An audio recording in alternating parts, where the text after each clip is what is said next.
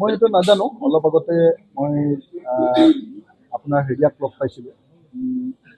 Actually মোক লগ পাবৰ কাৰণে তেখেতে বিচাৰিছিলে আমাৰ যোগেন্দ্ৰ যাদৱে। যোগেন্দ্ৰ যাদৱে এতিয়ালৈকে পজিটিভ খবৰ একো দিয়া নাই, নিগেটিভো দিয়া নাই। মোক আৰু দুদিন এদিন ৰবৰ কাৰণে কৈ আছে। তো মই দলৰ মঞ্চলৈ কথাটো ঠেলি দিছোঁ, দললৈ দি দিছোঁ। দলে এতিয়া মিটিং কৰি আছে আৰু দলে মিটিং কৰি 3টা বজাত ময়ো তেতিয়াহে জানিম যে সিদ্ধান্ত কি ল'লে দলে। কিন্তু মানে যেতিয়ালৈকে এলায়েন্স সম্পৰ্কে সিদ্ধান্ত নহয় সেই সম্পৰ্কে মই একো ক'ব নোৱাৰোঁ। আজি এলায়েন্স সম্পৰ্কে সিদ্ধান্ত আমাৰ দলে আজি বিয়লি 3 বজাত জনাব। মই মাজতে জগদীশ দাই ফোন কৰিছিলে, জগদীশ দাৰ লগত দীঘলীয়াকৈ কথা পাতিছিলোঁ। জগদীশ দাই ক'লে যে তেওঁলোকৰ লগতো এলায়েন্সটো কমপ্লিট হোৱা, তেওঁলোকেও যিমানটা বিচাৰিছে কংগ্ৰেছে দিয়া নাই। তাৰ আগতে কিন্তু কংগ্ৰেছৰ পিনৰ পৰা আমাক জনাইছিলে যে তেওঁলোকৰ লগত হৈ গ'ল। কিন্তু এতিয়া আকৌ জগদীশ দাই জনাই আছে যে তেওঁলোককো যিকেইটা বিচাৰিছিলে সেইকেইটাক লৈ কোনো সিদ্ধান্ত হোৱা নাই।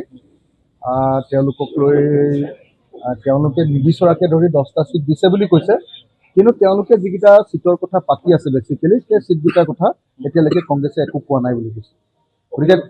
গতিকে বোধহয় আজিৰ দিনটোলৈকে মই নাজানো দেই, জগদীশ দাই কোৱা কথা, জগদীশ দায়ে মোক আৰু আমাৰ ৰাছেল হুছেইনক কোৱা কথা যে কংগ্ৰেছৰ লগত জাতীয় পৰিষদৰো এতিয়ালৈকে এলায়েন্সটো হোৱা নাই। আৰু কালি মোৰ ওচৰত হেৰিয়ে কালি নহয় পৰহি আমাৰ ওচৰলৈ জে.আই. কাথাৰ আহিছিলে। আমি এবাৰ লগ হৈছিলোঁ জে.আই. কাথাৰ ডাঙৰীয়াৰ লগত।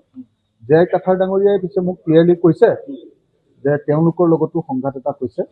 তেওঁলোকে 3টা বিচাৰিছে, তেওঁলোকক 2টা দিছে। গতিকে সিটোক লৈ অলপ মানে গৰমা গৰমি হৈছে, এনেকৈ ধৰণে মোক বক্তব্য মানে মই আপোনালোকক এটা কথা কওঁ, মোৰ কাৰণে ৰাইজৰ দলটোতকৈ বেছি গুৰুত্বপূৰ্ণ জনতা। আজি গোটেই অসমৰ ৰাইজে বিচাৰিছে যে এলায়েন্সটো হওক, গোটেই অসমখনে বিচাৰিছে যে এলায়েন্সটো হওক। কংগ্ৰেছে প্ৰত্যেক দিনাই নিগেটিভ কথা কৈ আছে।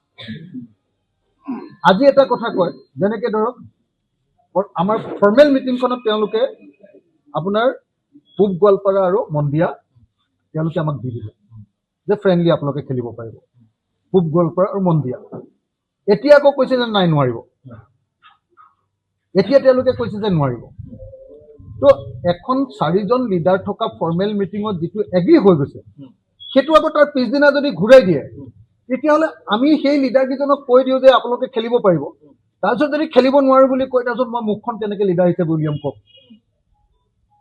আপোনালোকে নিজে কওক যে মই চেয়াৰমান আলী ডাঙৰীয়া আৰু কি কয় আপোনাৰ আব্দুল ৰছিদ মণ্ডল ডাঙৰীয়া, তেওঁলোক দুইজনক কৈ দিলোঁ যে আপোনালোকৰ চিটকেইটা ক্লিয়াৰ হৈ গ'ল, আপোনালোকক বন্ধুত্বপূৰ্ণ খেলিবৰ কাৰণে কংগ্ৰেছে মানি ল'লে।